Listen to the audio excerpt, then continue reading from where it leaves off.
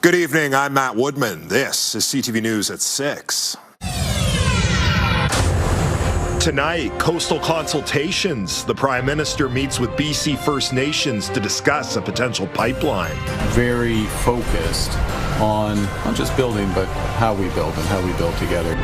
Straining the system. Alberta's top doctor blames influenza cases for long hospital wait times. But they think it's going to get better in 10 days when the flu goes away. But that's simply wrong. And plowing problems.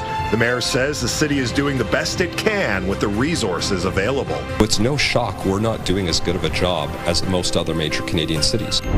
Temperatures tomorrow in line to set another record high as temperatures have a pretty good chance of getting into double digits again.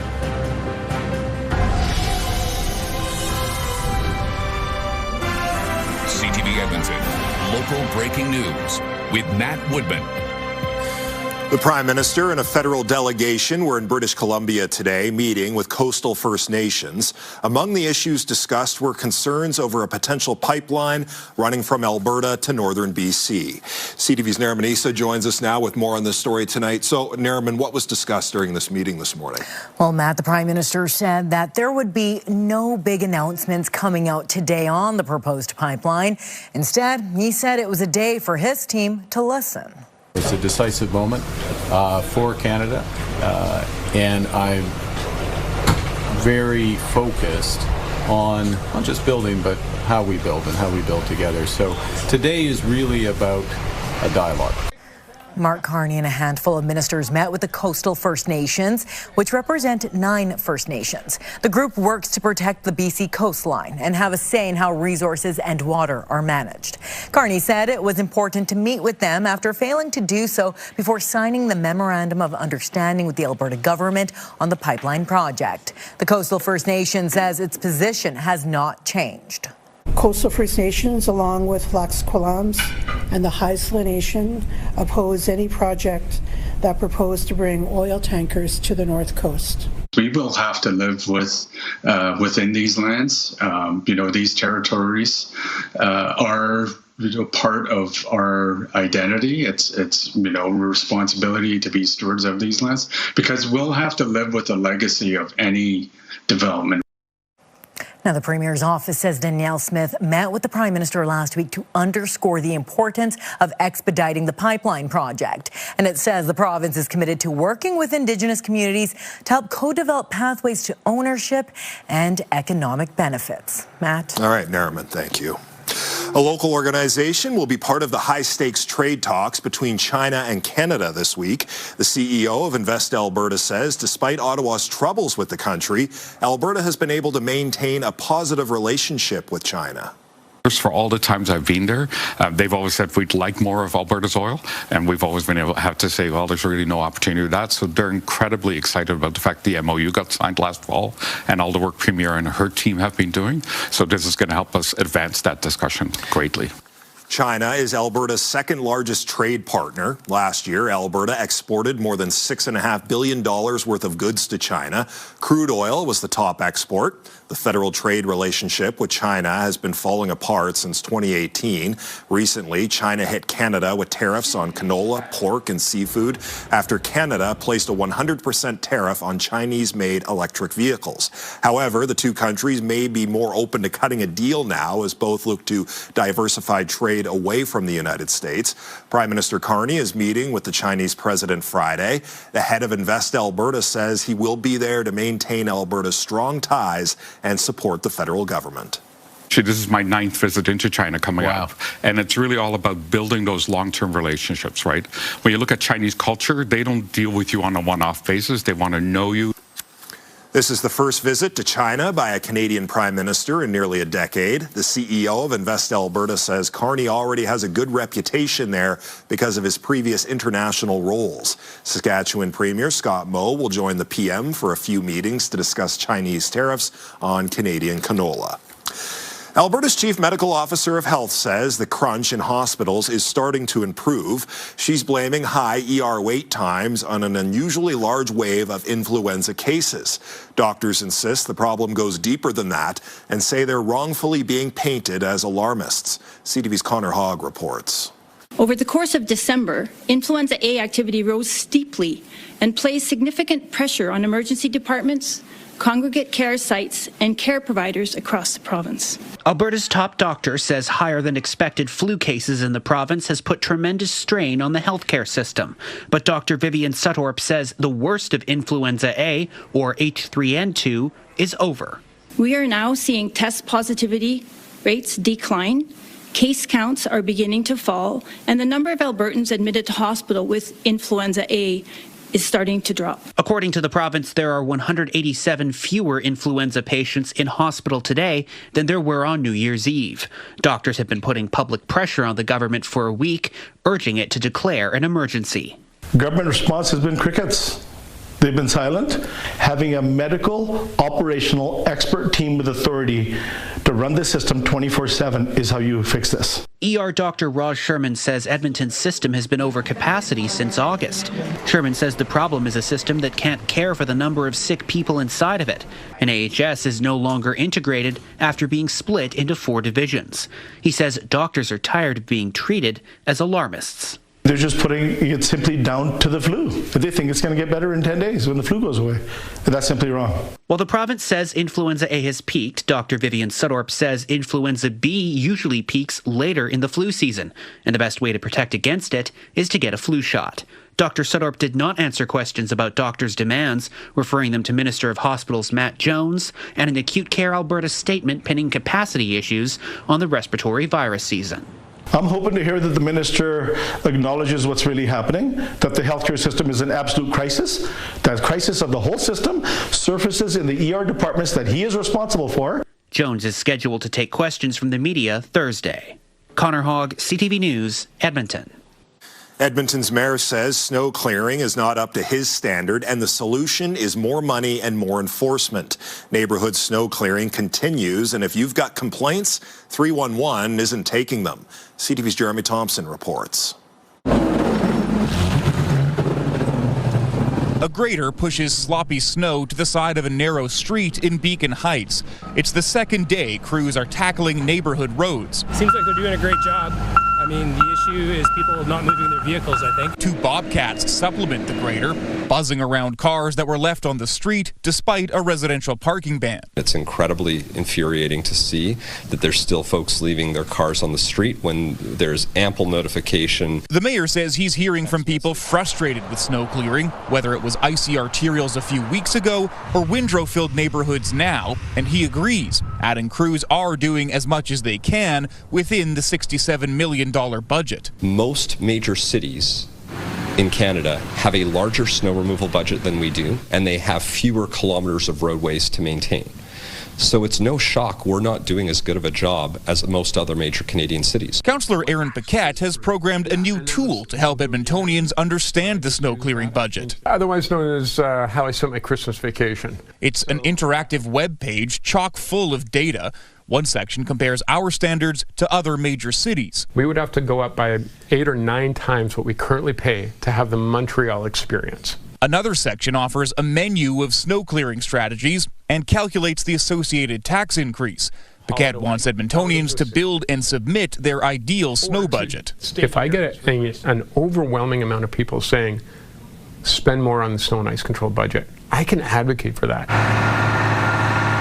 Crews are clearing a historic amount of snow. The last time we got this much in December was 2004.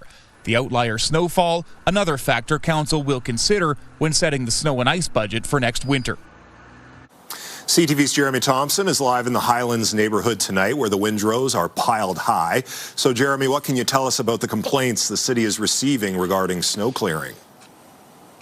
Yeah, Matt, the latest data the city has about snow and ice control complaints ranges from December 1st to January 5th. So it doesn't include this neighborhood clearing going on right now. But in that time, the city received, or 311 specifically, received more than 10,000 complaints about snow clearing. Although a city spokesperson tells me that figure also includes compliments.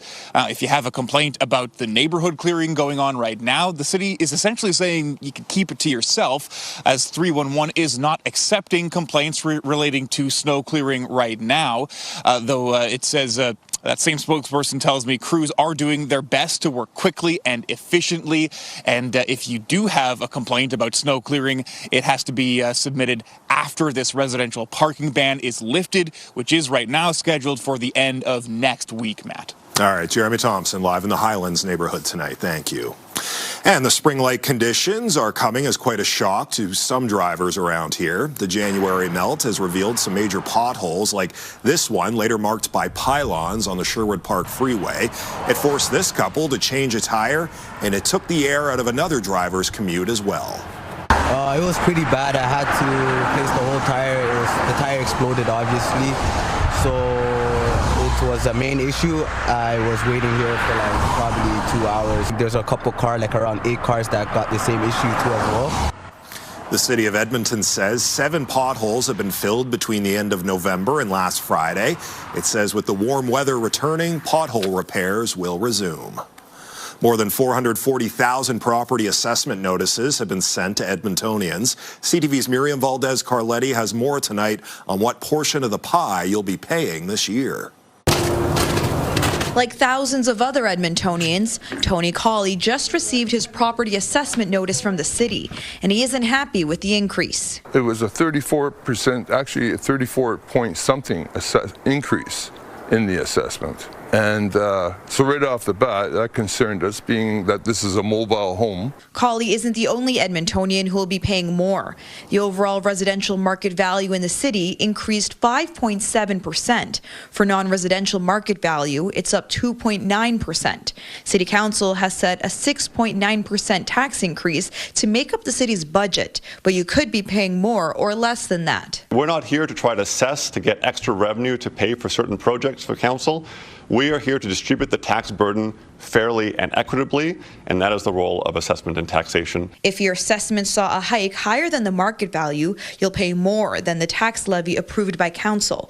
If your assessment is below the market average, you'll pay less. The City of Edmonton always collects what it budgets, no more and no less. This is the nature of the system. The median assessed value for a single detached Edmonton home is $492,500.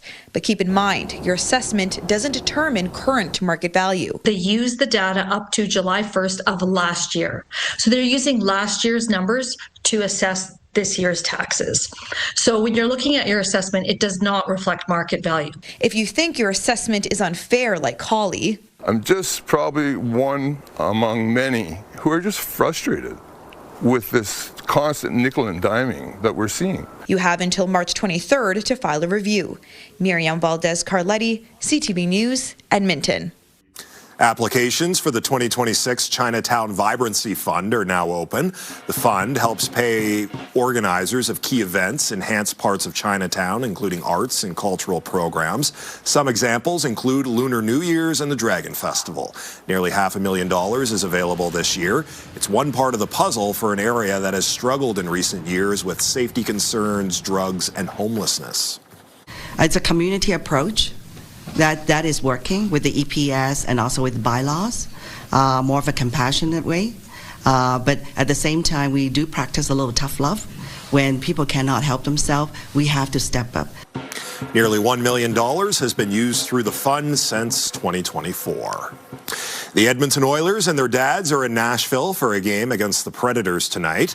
The fathers of the team's players and staff were also in the stands when the Oilers defeated the Chicago Blackhawks 4-1 last night. Connor McDavid had 2 assists, extending his career-high point streak to 19 games. Today, by the way, is the captain's 29th birthday. Canada's men's national soccer team appears to be teasing some sort of partnership with our city. Soccer Canada and Explore Edmonton posted this video on their social media channels. It shows clips of the men's team's matches in Edmonton, including the snow game against Mexico in 2021. The video also has tomorrow's date. The caption says, "Stay tuned."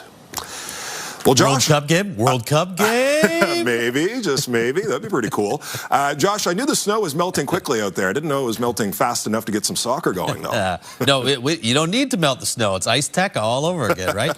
Yeah, big melt continued today. Yesterday, we got to 10.3, a record-setting daytime high. Today, the record 9.4 is safe, but just barely. 3 degrees this morning, and 9.2 will go down as the daytime high for today. So very close, but not quite a record. This would be the second warmest January 13th on record here in the city. 4 degrees downtown Edmonton right now, 2 to the south of the city at the airport. Stony Plain and Villeneuve still sitting in that 5-6 degree range. So still a little bit warmer there off to the west and northwest of the city. Had some sunshine earlier in the day today. You can see the cloud cover that rolled in late this afternoon. Those clouds will stick with us for the rest of tonight. Little bit of shower activity there just off to the north of Drayton Valley. Had some rain as well in through parts of the Peace Country earlier in the day today. Looks like that Peace Country precipitation has fallen apart, and we're not expecting any rain here in the city through this evening or overnight tonight. Just some clouds. Temperatures holding pretty steady, a degree or two above zero overnight and early tomorrow morning, and then a high of 10 with some sunshine tomorrow afternoon, and that should be a record. The existing record high for tomorrow is 8.3. Talk more about that. Let you know how long this warm air is going to stick around in just a few minutes. All right, Josh, thank you. Coming up next on CTV News, Eye in the Sky. Okay, just reversed and rammed one of your members, guys. A police officer tracking a U-Haul from a helicopter testifies in a deadly hit-and-run trial. Also just ahead. This is easily the most clear-cut case of self-defense that I have ever been involved in. A woman who killed a man in Calgary last week will not be charged. What led to the woman's act of self-defense? Stay with us.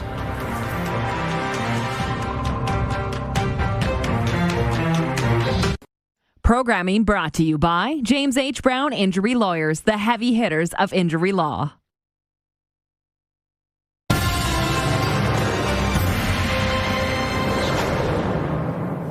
An emotional day in court for the family of a woman from Fort Saskatchewan hit and killed by a U-Haul. A video was shown from an Edmonton police helicopter of the chase leading up to the deadly hit and run. CTV's Amanda Anderson reports. Okay, just reversed and rammed one of your members, guys. This video from the Edmonton Police Service helicopter was captured in February 2024. It was played in court during the trial of Peter Ashby. He's accused of driving the U-Haul being chased by police. Okay, guys, shut her down, terminate. Let this thing go to ground or start setting up for spike belts or something else, but chasing it isn't going to do anything right now. The officer controlling the camera and whose voice is primarily heard throughout the video was called to testify. He was asked to explain how the camera works. Coming up now to about 90, 100 kilometers an hour. When the line of questioning delved into how he determined the estimated speeds of the moving truck, the defense argued the officer was becoming more of an expert witness. That's information that came out in testimony, and this is why expert evidence is important, the defense said, adding it didn't give her a chance to adequately respond. The Crown disagreed, saying the officer is allowed to give an opinion of a speed estimation. A total of 13 minutes of footage from Air 1 as it followed the U-Haul from Beaumont to Edmonton was played. I've had multiple vehicles run my spike. Although the justice says the audio is inadmissible in court as truth of contents, you can hear that other vehicles hit a spike belt intended for the U-Haul. It also captured the moment the U-Haul struck and killed 45-year-old Cassandra Gartner. Many of her relatives left the courtroom when the video played. Those who stayed could be seen wiping away tears. In just 2 days since starting to call evidence, the court has already heard from more than a dozen witnesses out of 60 expected to testify. The trial continues tomorrow. Amanda Anderson, CTV News, Wetaskiwin. Calgary police say a woman who killed a man last Friday will not be charged because she was acting in self-defense. Investigators say she was lured to the home by a man saying he wanted to view a rental property. I can say that in my experience in the homicide unit, this is easily the most clear-cut case of self-defense that I have ever been involved in. She did everything right. This is a great example of someone who is completely innocent and had to suffer a very traumatic experience at the hands of a perpetrator. Police say a woman in her 30s was meeting a man in his 40s to show him a rental property for a second time.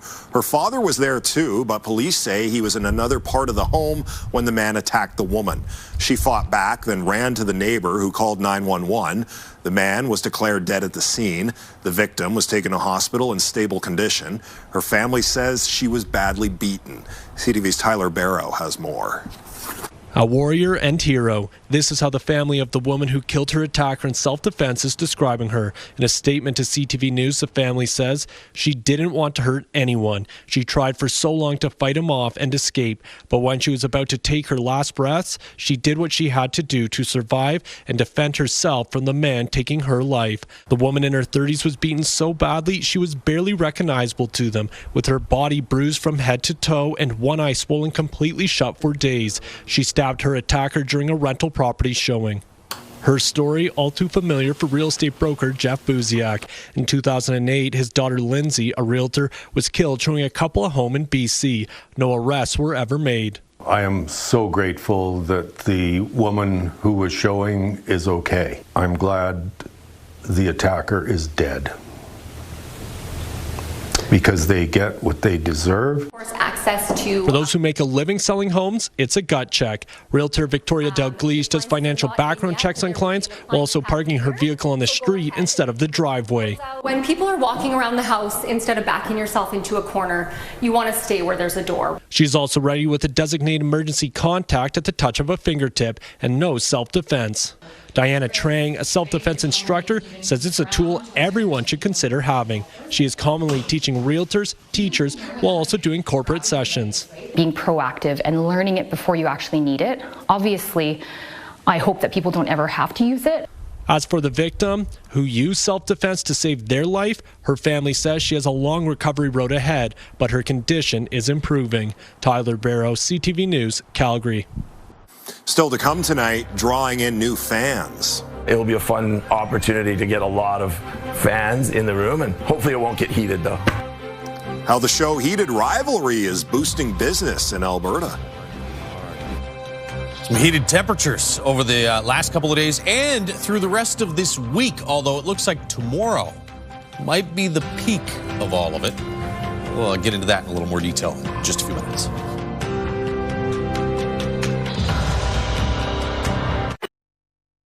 Programming brought to you by James H. Brown Injury Lawyers, the heavy hitters of injury law.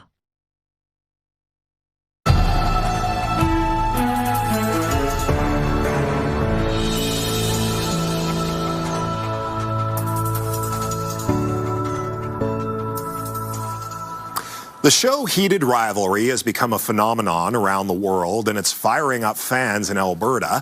The Canadian series tells the story of two hockey rivals who fall for each other. As CTV's Stephanie Thomas reports, the same-sex romance in the hockey world is also pushing a much-needed conversation about sexuality in sports.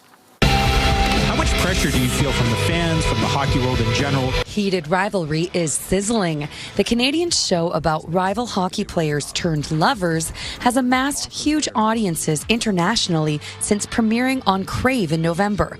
Now its stars are heating up Hollywood, hinting to the Golden Globes crowd about what has fans in a frenzy.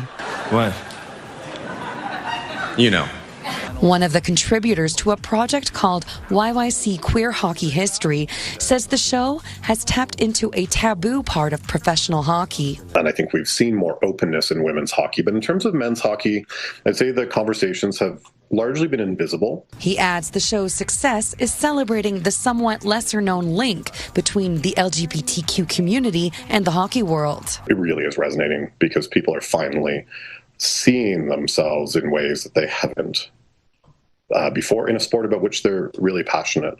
The series is based on a book inspired by current NHL stars and is flying off the shelves at Calgary's Forbidden Library. Everyone is looking for this book, and I promise it's on its way. And then when the show came out, it blew up even more, and then I was getting phone calls every day, probably like 10 a day.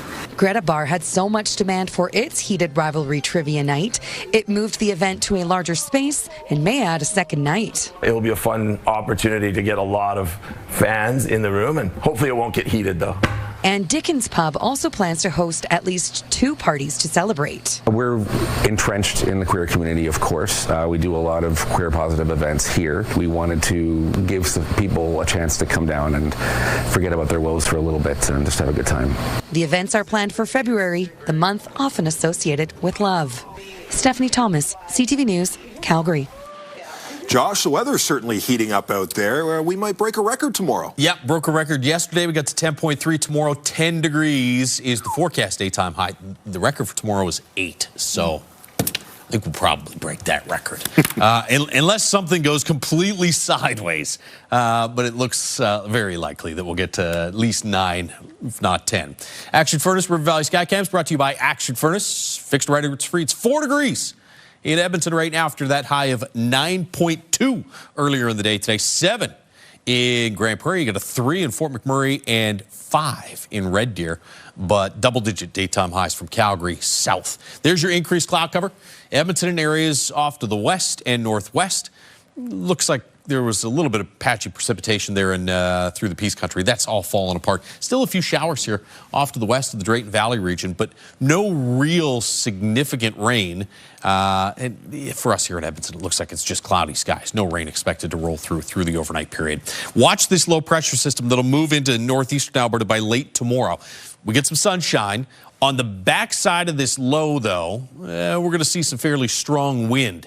That'll start to kick in late in the evening hours and through the overnight period. And it looks like at least through the first half of the day, Thursday, pretty gusty as well here in the Edmonton area. So you can expect gusts anywhere between about 40, 50 kilometers per hour late tomorrow night through the first half of the day, Thursday. And then I think by Thursday afternoon, those gusts will start to taper off. East central Alberta, northeastern parts of the province, you may see a little bit of snow overnight Wednesday night into early Thursday morning.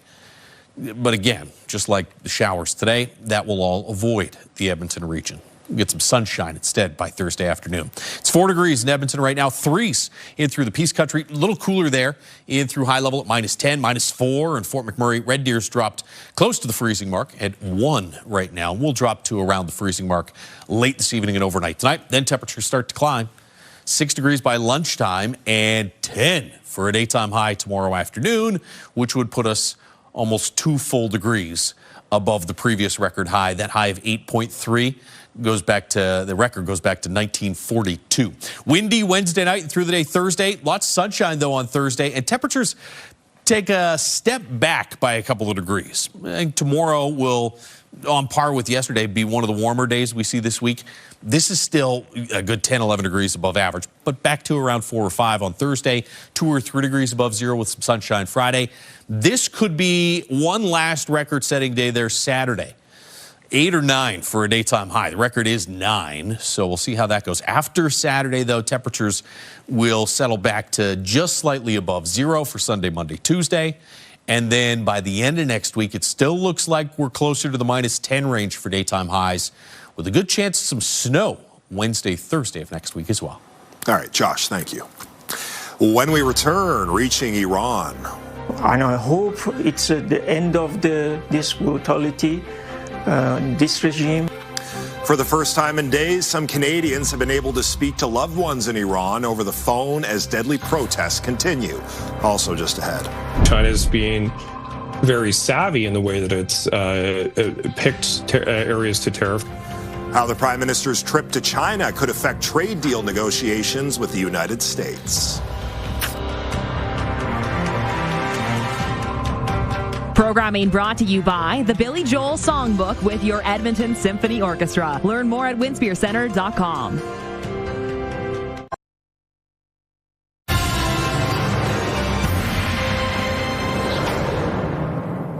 For the first time in days, some Canadians have been able to speak to loved ones in Iran over the phone. Internet, though, remains cut off. Regime officials say thousands have been killed in protests that have been met with brutal force. CTV's Heather Wright reports. These are some of the images airing on Iranian state TV, which are said to show the aftermath of nationwide protests that have been met with brutal force.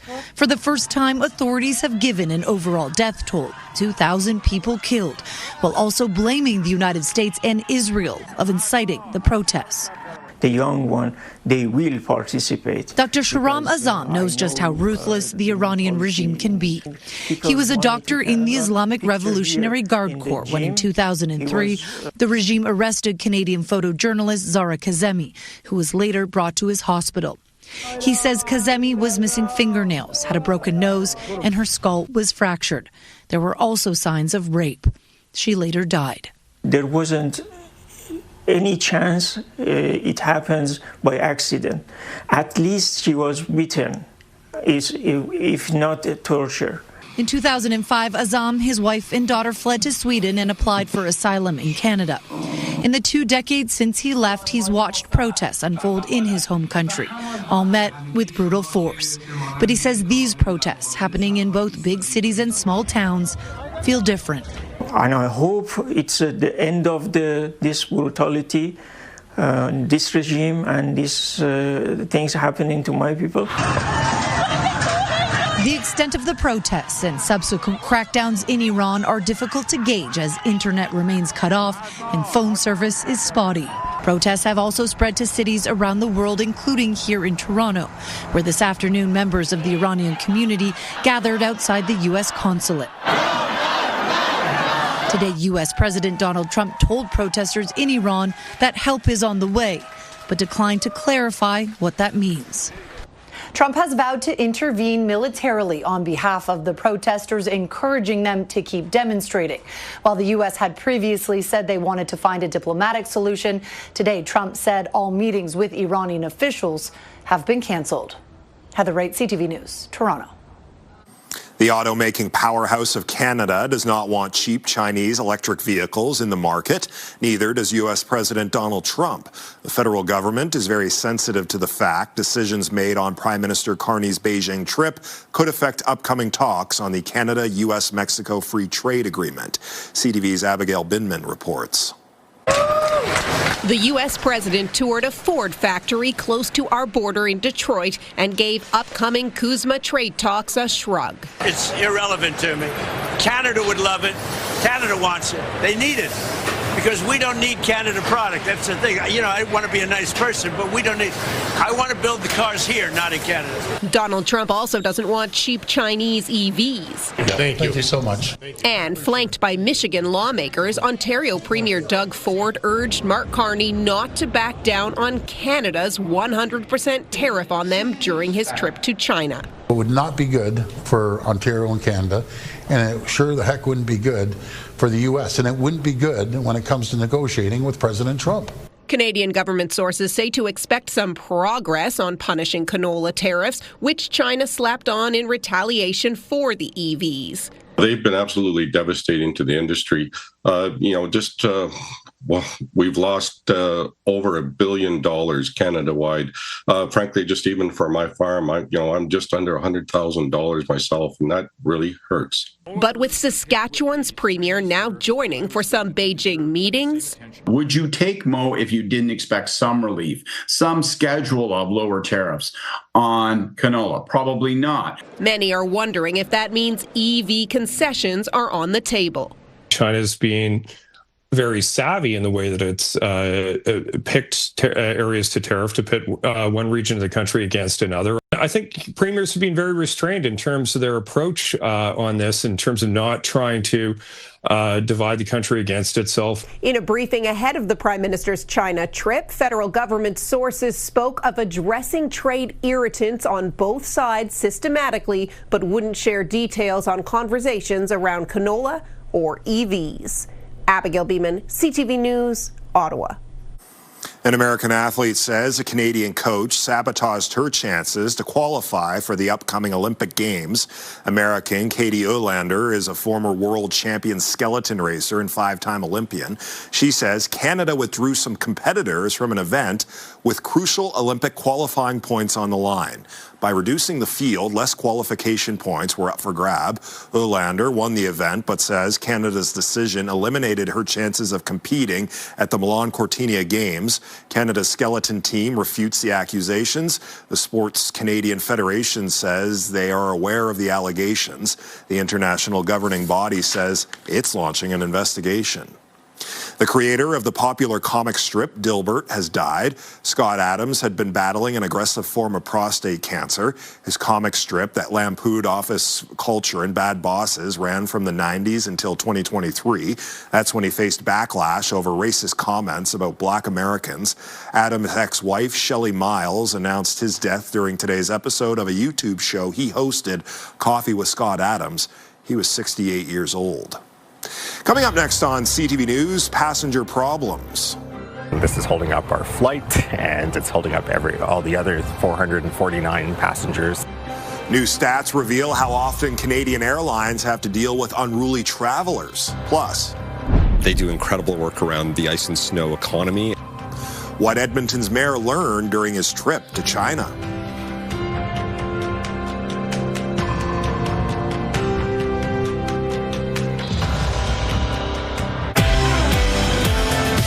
Wednesday on Your Morning Edmonton, an emergency room doctor explains how a state of emergency could help Alberta's healthcare system and what you need to know about Canada's new food labels. Your Morning Edmonton, weekdays.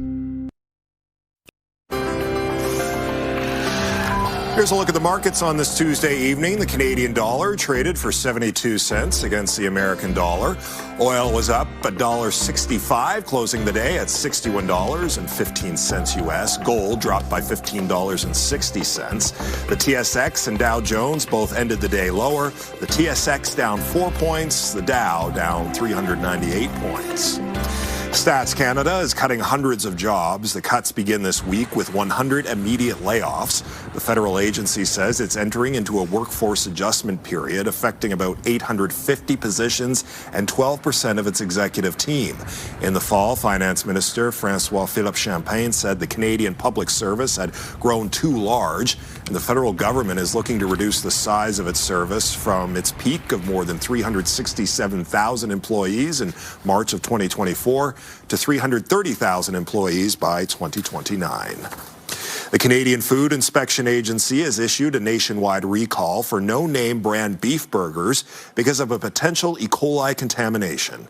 The recall affects 1.36 kilogram packs of no-name beef burgers with best before dates of May 5th, 2026.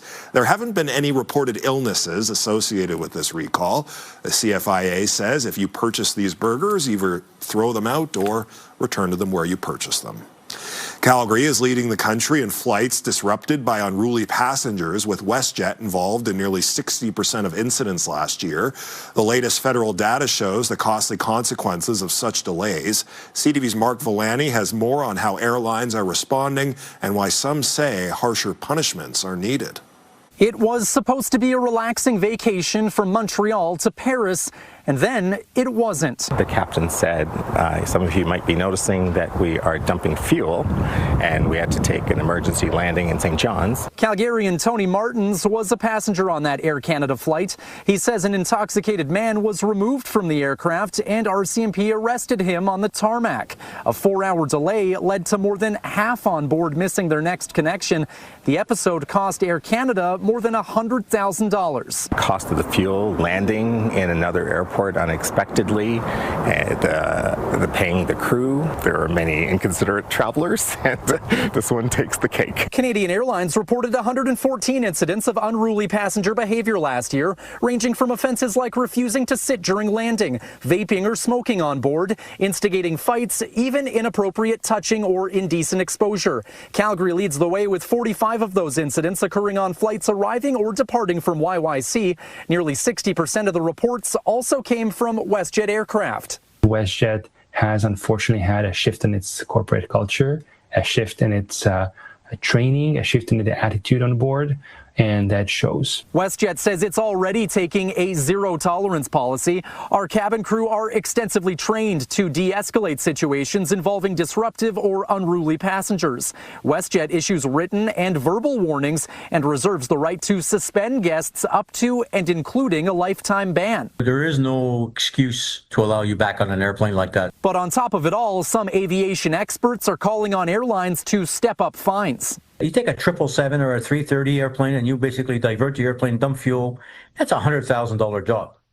That's a $100,000 cost. You send that bill to the passenger. And while this Calgary passenger did eventually enjoy his trip to Paris, he agrees the consequences should be harsher. I'm hoping he had to pay, but I'm sure it would have bankrupted him. Mayor Andrew Knack is back home after traveling to Edmonton's sister city in China, Harbin. He was there to help build economic relationships and take in the world's largest ice and snow festival. Edmonton and Harbin have been sister cities for 40 years. Knack says his trip there strengthened the bond between both cities. They do incredible work around the ice and snow economy, both on the tourism side with that festival, but also just how they manage snow and ice in a winter city that's a very similar climate to Edmonton. Knack says he sees a lot of opportunities, both economically and with winter tourism. Edmonton hosts its fair share of events during the coldest months of the year, including Chiseled and Deep Freeze. Both of those festivals run this week. When we return, a sporty senior. If I were just sitting around, my muscles would get so soft and I'd be weak. Why a 92-year-old man from Alberta is being inducted into a Sports Hall of Fame in Ohio. Stay with us. We've got another full night of great shows for you tonight on CTV.